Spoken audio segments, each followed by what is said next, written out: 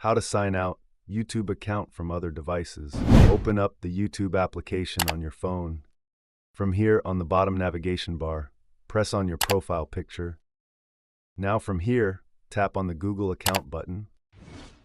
From here, scroll down this navigation bar and then select the Security tab.